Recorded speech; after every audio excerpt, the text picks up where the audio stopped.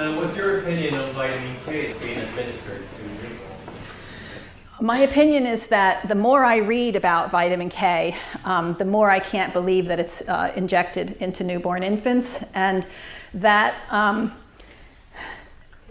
if you look at my scientific endeavors have really shown me that by and large, nature overall didn't make mistakes like this. That nature didn't leave out vitamin K from babies. And that until babies are 6 months old, they're not actually having a full coagulation, normal coagulation. So there's a reason, just like babies are programmed to be anti-inflammatory, I believe that babies are programmed to not have numerously higher levels of coagulation than adults. Also, if you look at the coagulation supposed deficits that a baby has, it's not just the vitamin K factors. So I would suggest that you read a lot about it and consider if you feel better about giving it, then only give the drops. But most people I know who understand the difference don't give any at all. And if you do give it, maybe it would just be if there was an extremely traumatic birth. But you have to understand some of the things that medical interventions do at birth.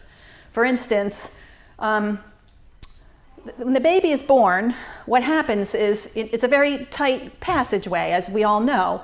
And so the baby is squeezed very tightly. The cranium is made so that it can compact in on itself. The brain is squeezed. There's trauma all throughout the body.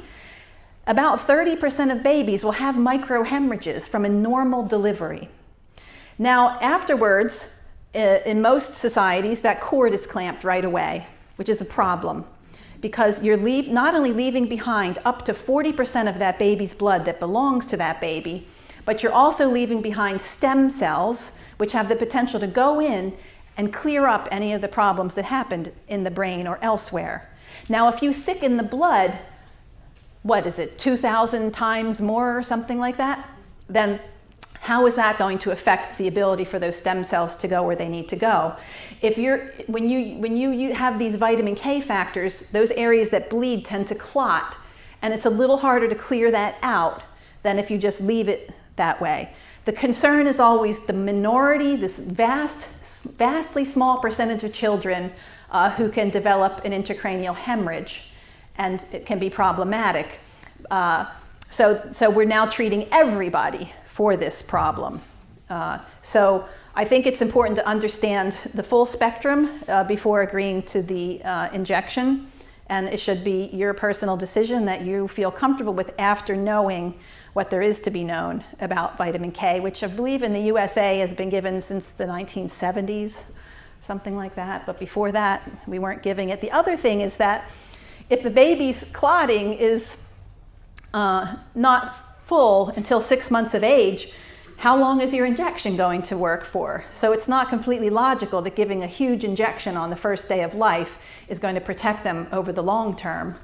But I think that it's always a good idea for mothers to consume lots of greens during the entire pregnancy if possible, because not only do you get vitamin K that can be delivered to the baby in normal amounts if they need it, but you're also getting folic acid and magnesium and lots of other minerals that are required to build a baby.